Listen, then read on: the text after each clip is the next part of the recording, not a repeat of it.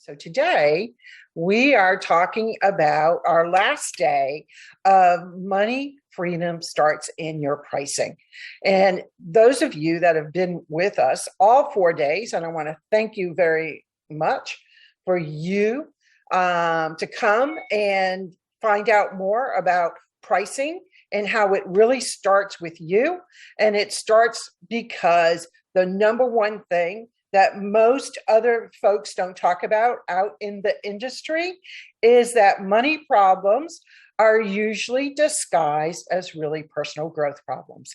And especially when it comes to money, when it comes to pricing, when it comes to for asking for business, a lot of people get stuck. They want to build a business without thinking about their pricing, not thinking about asking for business. And especially if you're not selling a product, if you're selling more of a service, you're a coach, consultant, speaker, author, expert, what happens is that the pricing is the glitch. And when I started on Monday, what I said to everyone was, how do you feel about this? Starting tomorrow, I'm your coach. And guess what? You've got to double your prices. And everyone had a giggle or had a face that they made because that really triggered them. And when it triggered them, what I wanted them to realize that it showed them where the glitches were around money, pricing, and asking for business. And so a lot of people don't know how to price their services. Products seem to be a little easier for folks to price, but then they come to a point, even then, sometimes they need to raise their prices. And especially now with inflation going on, how do you justify that? How do you feel about if you double your prices, whether it's the product or the services? And most people have this reaction of, I'm not going to have any clients. My current clients are going to leave me. No one is going to want to get on the phone with me or Zoom or text message me or email me about what I do for a living, all based on my pricing. And so it becomes a question of, does your pricing really reflect the value you bring to the table in your business? And then your part of that value is your value, not just what you do for folks. And so we also talked about a framework of how that really gets going around your pricing, how you can really evaluate if you're here to double your prices or if you need a 25% increase. But going through the framework really helps you decide how you're going to do this and where the gaps are in your pricing and how you have conversations about that. So the first thing, of course, is, you've got to decide to evaluate your pricing. You can't. So the interesting thing, I have an example here that came up yesterday when I was talking to a client. She wanted to go to this event another business consultant was putting on. And she said, I was so excited. I got on the page to sign up and I go through it. And then all of a sudden it's $9.97. And she goes, and I hesitated. And I asked her, why did you hesitate? Because I view this person on the outside as higher value than that.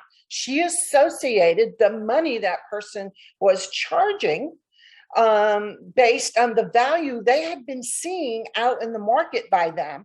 And they wanted to have some experience with them before they thought about hiring them for a year to work with them. So what happened? My client didn't sign up. She's got all these kinds of doubts now. And so if you are too low, that's some of the stuff that happens from the market viewpoint when they're looking at your pricing. And the other thing, when you have low pricing, they also view it as, is he or she new in the market? And does it matter for the problem I have, whether I have someone new in the market, if they can bring the results? But do I need someone? I don't want to pay the highest price, but do I really want someone that's just starting out? And here's the interesting part of it. You're not starting out, but the impression your pricing gave was you were starting out. So there's all these nuances psychologically, through neuroscience that work, how people respond to pricing, how a potential client views you on the outside. And then like my client had a doubt about this other person. And, so far she hasn't signed up, and I don't know if she's going to. And so you have to think about, if my client is having that reaction, she is not abnormal. She is part of the norm out there. So it's really important for you all to think about that. So the other piece, besides deciding, how do you perceive not only your reaction you had for yourself, but also the reaction that you think your current clients would have and your audience would have around your pricing. And then I asked you to make 3 columns around that, and then to go through each column and decide where were the commonalities, because those commonalities are a reflection of your thinking. And if you've got that thinking, you're sending that energy out there. And so that energy is all part of asking for business and your pricing. So it's really important that you think about the next piece, that your pricing is in alignment with who you are and what you deliver to the outside world. And if you're not in alignment, not only with your pricing, but with the business you currently have, I've spoken to quite a few folks that they'll say, just help me build a business so I can make money. And I find out that, it's not their highest level, their genius or their skills or their gifts. And so a lot of times folks says, well, what I do well, I don't think I can sell. But you can package it in a way with some other things you do extremely well and deliver that piece of your genius in the context of your offer. So don't think maybe on its own it won't sell, and that's what you're thinking. But when you look at an offer, and I'm going to do a training on how to break down an offer over the next couple months, is there are key components for people to recognize that you need to have when you're speaking to them or on your page about your offer that triggers them wanting to have a conversation with you. And it's not manipulative trigger. It's just how the brain works and how people's psychology work, because psychology is the study of human beings and all different aspects of them, and we're no different. All of us have some of the same reactions around money, around pricing, around sales. It's cultural, it's within your family, it can be generational. And so all that gets taken in when I work with my clients, along with the strategy and the tools and techniques. So a lot of times folks just tell me, and they say it to a lot of people out in the market, is just tell me what techniques or tools to use. But in isolation, what you're doing is actually using something that works for someone else better, because you haven't evaluated your personal personality and how that fits into your business and all aspects of your business. For me, you need to build your business from the inside out, not the outside in. Because by the time you get to who you are, building from the external, you've spent so much money, wasted so much time. But when you build from the inside out, along with the strategy that is showing up for us to implement for you, the tools and techniques show up and they become more right fit. And the same thing with your pricing. So the question becomes, and I've had to do this for myself at numerous stages. I've been an entrepreneur for over 25 years. This is my third business in the last 8 years. And I've had to ask myself, who do I need to be in this business for the things that are important to me? Have a valuable business, get the great results I know I can have with my clients, have the money not only to support myself, but to have for the future, to make investments, to leave a trust fund behind for my grandchildren when they show up. They're not here yet, but hopefully soon. And so it's all important in what you value and what you want to bring in your pricing. If you doubled your pricing tomorrow, you would have doubled your income in a year. within that year and 20 in one day of making that decision, if it's right at that moment. But my point is, most people do not look at their pricing from a psychological and a strategic viewpoint, and it becomes a problem when they don't. So the other question that I always have my clients ask themselves around pricing and money is, what does your business have to be for your clients to choose you? Not for you to chase them, for your clients to choose you. Well, the first one is value. What value does your offer provide? And value, for a lot of people, will tell me, I'm not sure what my value is. Well, the first piece of value is what you bring to the table, plus the results you get for your clients. Getting results is important. They want to know, especially in this crowded world right now, this chaotic world, there's so much noise out on the internet. They want to know, will this work for me? That's what you have to convey in your pricing, your conversations about money with them when you're asking for business. Or if they choose you based on your website, then all those questions have to be answered in your write-up. It's just really key nowadays. And in the old days, you could put some offers out there and not have to worry about a lot of the psychological and emotional pieces I'm talking about. But that's gone. That is gone, because, we're having an influx of so many people leaving their jobs and new entrepreneurs coming in. It is not a negative thing, and it's a golden world of opportunity, but you have to know how to reach them. And so the emotional and the psychological components become key, because our world now is split. Our world is chaotic. And even if you don't watch much news, what happens, we get a lot of things through osmosis. And so we know on some level, even if you protect yourself as much as you can, that things are not smooth, or, people are hurting with their mental health. They don't want to do the jobs. They don't feel valued at work. Entrepreneurs are not making as much money. Even some of the top leaders in the entrepreneurial space, they're not hurting. I don't want to convey that, because some of my clients that I do back of the end of the business do some work for, is what they're seeing, that sales are just not as easy lately. And those folks that have really keyed on to the value, the emotional component, because people buy on emotion and then they justify with logic. And so on your pricing has to be in alignment with that offer, and it's not separate. And so it has to evoke an emotion for them to know that this is going to work for me. Because you're going to be like so many other entrepreneurs. They're like so many entrepreneurs. They've tried a ton of things. Courses, masterminds, a year program. I've done that myself and looked back and said, well, I learned some lessons, but that was an expensive lesson. So people are tired of just throwing money around. They want to know if it will work for them. And that's the question in your pricing and offer that you have to be able to answer. So the first piece of value is the results you get and how you document that and how you talk about that. The next piece is the emotional component, which is really about, will this work for me? And will she or he have my back?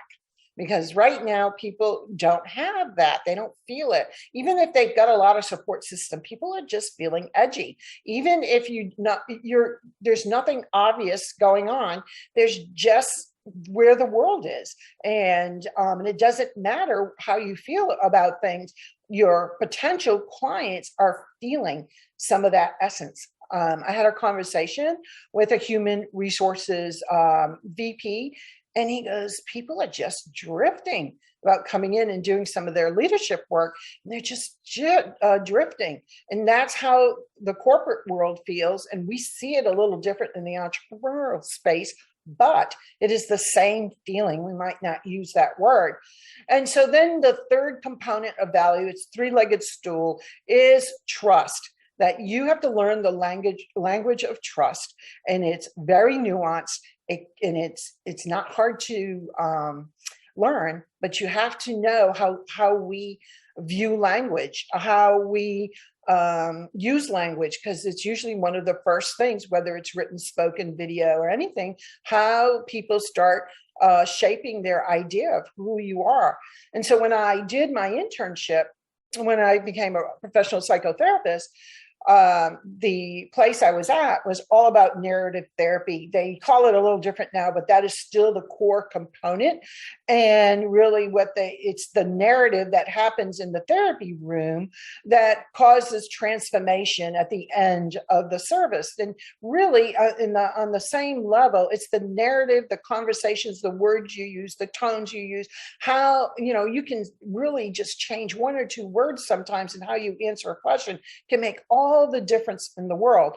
The narrative is what starts the transformation, whether it's asking for business, asking for the price that you feel and know the value is there, and that you can say to people, I know this will work for you. I know that. And if you can't say that, then you need to rethink what you're offering out there, or you may have to retool it a little bit, because you've got to be able to know, after speaking to someone, if they're a right fit client and the pricing is right for both, that what you need to be able to convey is, I know this will work for you. And then I'll say, but these are the things that have to happen for that to work for you. And are you ready to start that work? But on the premise that I know it's going to work, because I have history, you have history of the kind of right fit clients that this did work for you. So really, really important. And then confidence. And confidence has they usually say out there, confidence has the person that has the most confidence gets the sale. That's kind of a common a frame out there in the corporate world and in the entrepreneurial space. And it's true. But the confidence is not just being able to talk about money. Confidence has different roots to it. Your confidence may be not shaken by money, but it may be shaken by visibility, that it's hard for you to have a conversation, not because it's the money issue, but it is the being able to put yourself out there. So that's some of the work we have to figure, if there's anything in your confidence that's wobbly, for you to be able to say, yes, this works. This will work for you. It's 12 months. It's $20,000. You can have a payment plan. And if you're ready, let's just do the logistics. And then we'll go through everything that you need to know to get started and get started in getting some results right away. That kind of conversation in the context of what your business is and the kind of language, tribe language, that you use with your folks in your audience has to convey that. So yesterday, we talked about one of the objections. I had some questions around objections yesterday, and I had a lot for today. So I'm actually going to do a little bit of teaching on objections, but just a reminder at this point, if you want me to look at your pricing, we'll do a 15-minute call. I'll look over your pricing, what the value you're bringing out there, and what are the what you could tweak in the results area emotionally, how you talk about it, and what kind of trust language do you need to use to be in alignment with your pricing and your core offer. So 15 minutes, just DM me or just leave a comment here and I'll send you my link. So questions from yesterday came. All right, this is great. One of the things that produced all these questions were my comments about the internal false beliefs that we have, and the external false beliefs that we allow people to do to us, and we believe, or we're too afraid. So internal false beliefs are, no one's going to pay me if I double my pricing. No one's going to, I'm not sure if I can bring that value. So whatever comes up on the internal piece, that's why that 3-column, and I wanted you to circle the common areas. Those are your internal false beliefs that you need to start working on.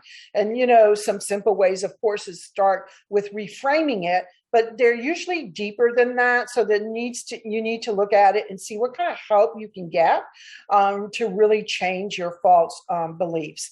And the external false beliefs, when you're afraid of doing something like raising your prices or doubling your prices, and you are taking what's out in the market people are saying, but it's not in alignment with you, then you're really afraid to make a move. Your resistance is, will I end up like other people? Will I have to change my whole business? Because that's what people are saying in the market. And there's so much information out there. You can just get it on Instagram, Facebook, you can Google it. So if we know all of the logistical pieces are out there for us to be able to get, why do we need to hire people? Well, there are two reasons. It's the personal that's getting way in your professional business, and the strategy that needs to come with the two of them. And then you can take knowledge from Google, Instagram, Facebook, or sign up for a course. It'll make more sense. And so because we're taught to build from the outside in, we don't start with who we are and the value we bring to the table. And we find that after spending a ton of money and wondering why it's not working. So that is the other thing we talked about in the external piece, especially around spouses. And so, but that's one of the objection questions I'm going to do a little training on here. And so all of this has led, okay, I'm ready to say my pricing. I'm in alignment. I know this is the value I bring to the table. I know how to emotionally talk to someone and back it up with logic. And then that I know how to have people trust me from an authentic viewpoint, of course. And so, but not everyone is in alignment around money, right? 80% of the entrepreneurial people out there, 80% of them within 5 years won't have a business. And it's because of cash flow. And it's, you know, it's not that money is everything, but money touches everything. And if you want to have a huge impact, there are a lot of you that really want, really know inside that you're game changers out there, that you have a lot to do out there to do your part of changing the world. Well, that doesn't happen if you don't have any money to, you know, pay expenses and know what to invest in for yourself and your business so you can affect as many people as possible. But you get to the point where now you're in conversation, however you're doing it, DMing, private message, text, you know, Zoom, phone call, in person, it doesn't matter. And and you go through the 3 quick steps I told you yesterday. It's the relational piece that comes up first. Then the pieces that you know you can help them with in the context of their business or whatever they're coming to you for. And then it's the way you ask for the business and the pricing that's in alignment with all 3 components. Another thing I'll do in a couple down the road as we do these monthly trainings is how to set all that up to be able to have a great conversation no matter what the context is or the media that you're using. But if you don't know your offer and you don't know how to price it, then how do you get to that kind of conversation? You'll be starting with one leg cut off on the 3-legged stool. So we don't want you to do that. And it's why I started with pricing. And we're going to do some version of offer next month. And then we'll start talking about how do you do this in an easeful way that doesn't feel like most people tell me. I don't want to bother people. I don't want to feel like the used car salesperson, all those yucky things when it comes around money. And come to me and say, help me build my business, but don't tell me to sell. Don't tell me I have to ask for business. And of course, what they're talking about online is to just constantly do sales letters or funnels. And that's okay for certain businesses. It's not that it's not good, but I want you to build a business, you know, multiple 6 figures before you start doing ads and funnels and anything like that, because you're going to affect your profit, and which is another thing we'll talk about at some point. So here are the 5 areas that most people will say to you when there is an objection. And yesterday I talked about the money one a lot. And what I said was most people lie about money, not because they're mean, not because of it's intentional. It's because it's a cultural thing. It's they're afraid. They don't know how to answer. So it's easier to fudge the truth and then really own what's going on, because no one wants to tell anyone that nothing's going on in their business, or they're struggling so much for the last 10 years they can't even pay themselves, let alone have profit and plan for the future. And that's what those 80% of people end up doing and why they give up. And there's so many people that probably should have given up, because not everyone's an entrepreneur, but at the same time, not everyone should lose their business because they really have value to bring.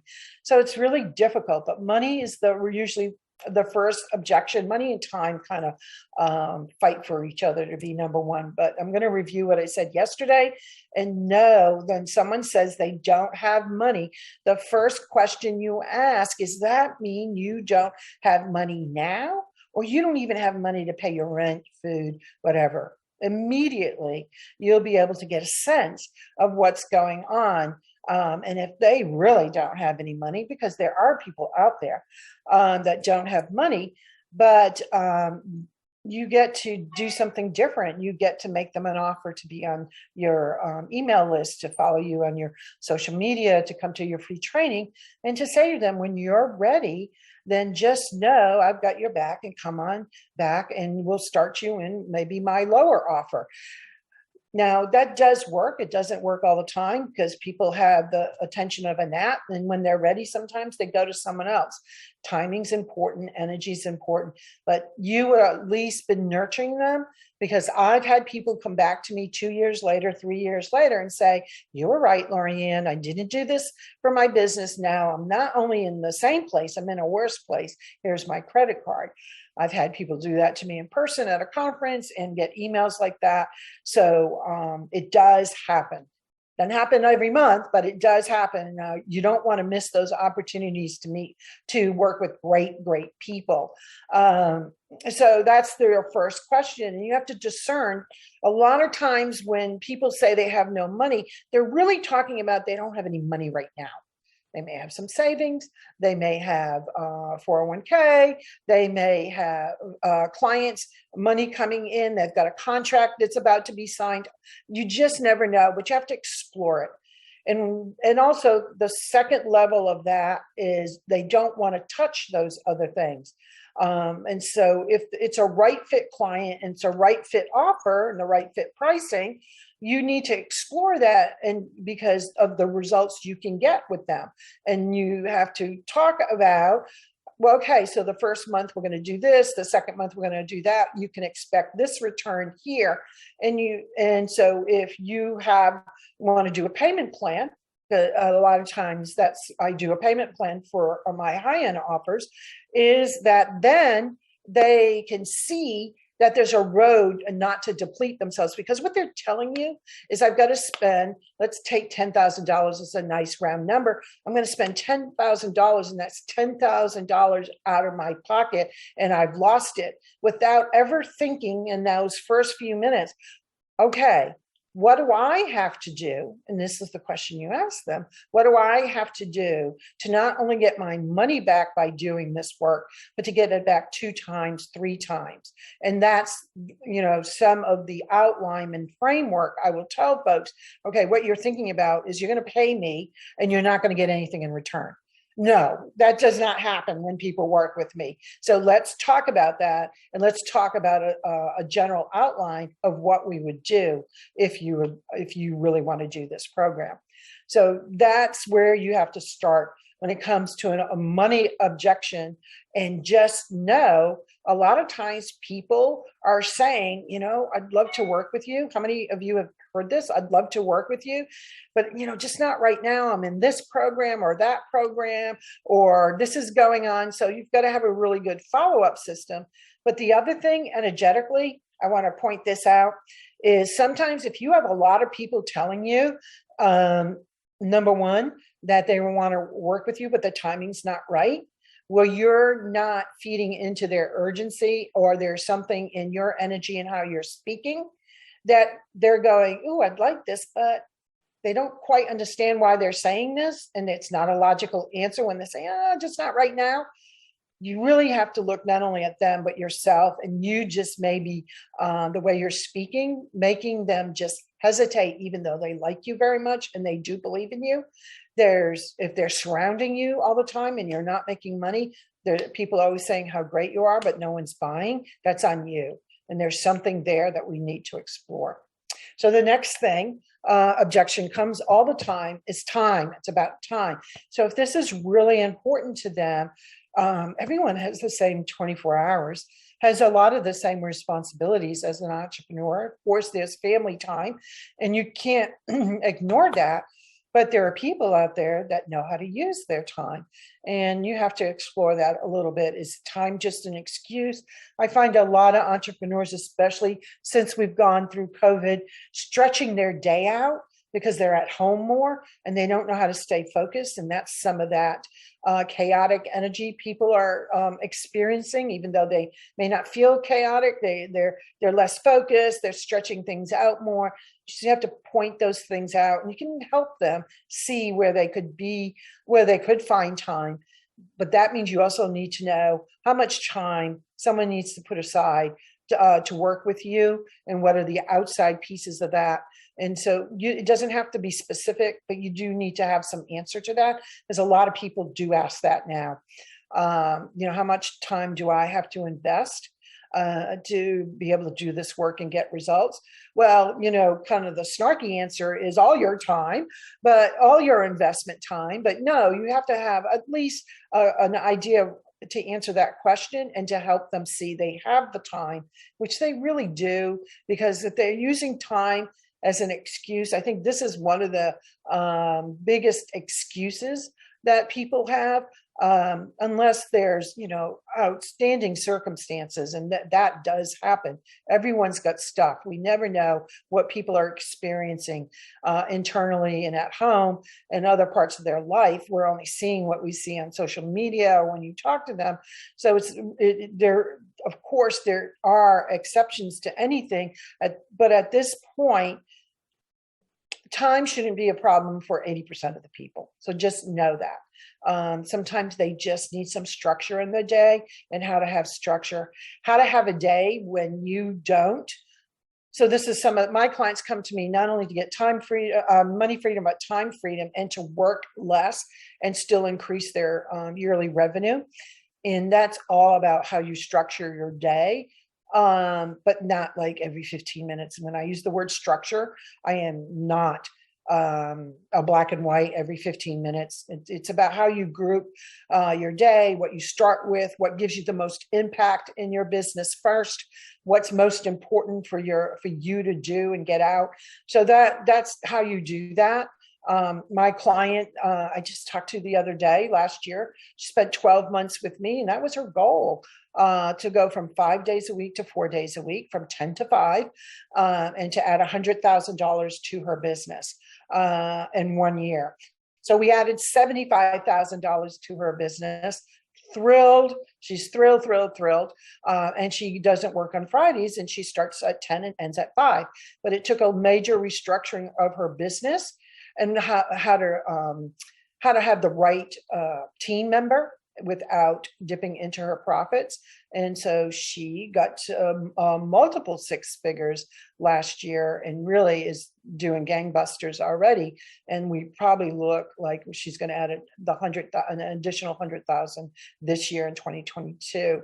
It can be done. It just takes some rework on that. And it takes asking yourself the question, who do I need to be in my business and for my clients and audience?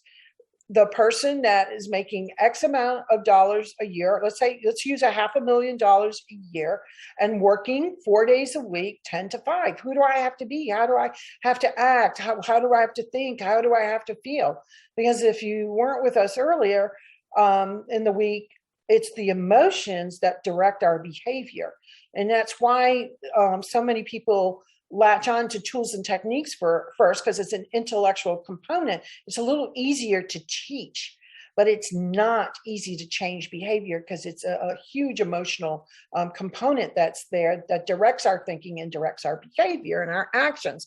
And so so when you know that, that's how you have to look at restructuring your day and who you need to be that person, to be that CEO. Even if you're a CEO of one and have one part-time team member or no members at this point, you can do this. It's not as hard. It's just you have to look at it through a different lens. And there are a lot of alignment pieces that have to show up, which that work can be done really quickly. So the third piece that on objections, so money and time are usually 1 and 2, and they change all the time, is the spouse, right? Especially for women entrepreneurs, I have to ask my spouse. So without being snarky, I always say, well, is he part of your business? Because sometimes truly is. Then he needs to be here for us to have and for me to answer all the questions, for me to figure out what would be his objection, what is he looking out for? And so I have to kind of get to know his internal motivator to say yes or no, because that's what I'm doing with the person that I'm speaking to. So they need to be involved. The decision maker, you can't be talking to non-decision makers and expect to close a sale. You do have to have all the decision makers. Now, if they tell you, well, no, I make all the decisions, but I want him to know what I'm going to do, and it doesn't affect whether he says yes or no, but out of the courtesy of my marriage or my partnership, that's what I'm going to do. That's fine. Do you need any tips on how to do that? Usually that is very welcomed. And so I'll do some work there. Also, it's a little bit of couples therapy in that point with some really practical questions and answers. So that's how you handle the spouse piece. And the third piece of that is a lot of people use that because they don't know how to tell you no. And so I'm all for being transparent.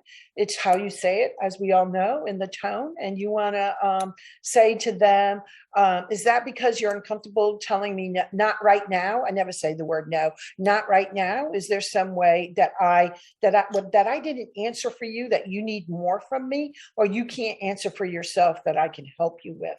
So that is really key. So those are the three pieces that show up when it comes to spouses. And of course, there's the fear one.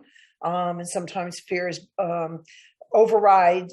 The fear is also along with the money objection, the time objection, the spouse objection. But fear is key around a lot of money, the pricing. Fear is when I asked you to double your prices, a lot of people had some fear responses. And so your buyers also have fear responses to that. And their fear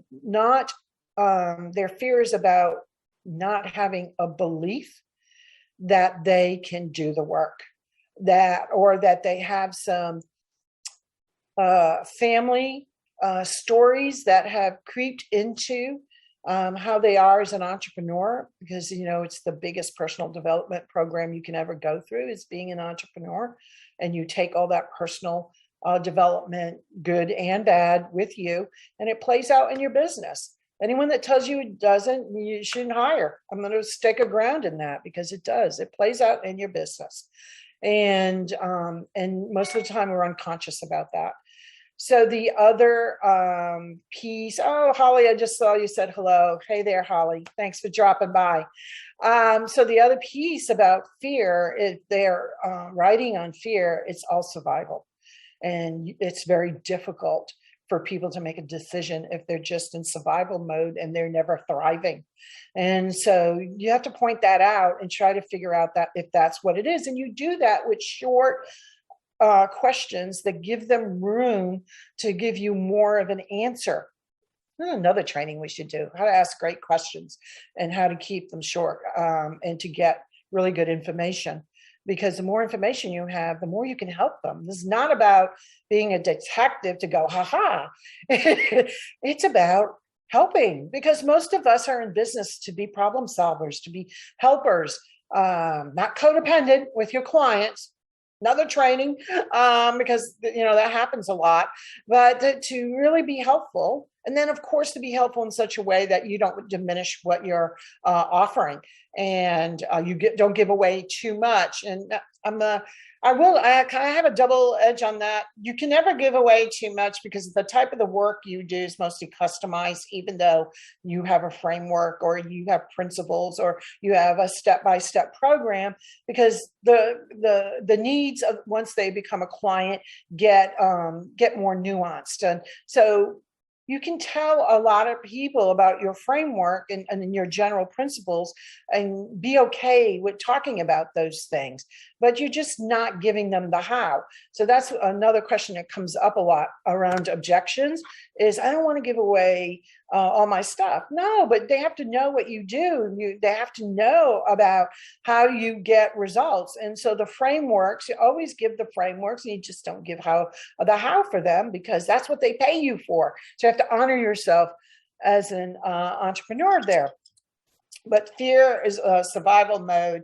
And what I recognize, if it's too strong, I will offer a program where it's called a Year Without Fear, a program where we just work on that with some business, because it's always both for me. But because I know in the way some of my high-end programs work, I would spend too much time in the fear and not give them the business results they need. And so then they're not happy. So I have recognized this when it's really a survival, entrenched fear factor, that I have to put them in a different program first to get them to the next program, which works really well. But recognize there are levels of fear. There are lots of ways you can work with someone that's in that survival mode, but it just depends on how entrenched it is and when to recognize that. So the other pieces I'm going to talk about, so fear, there are three other areas, and they kind of work interchangeably. Fear definitely feeds self-doubt.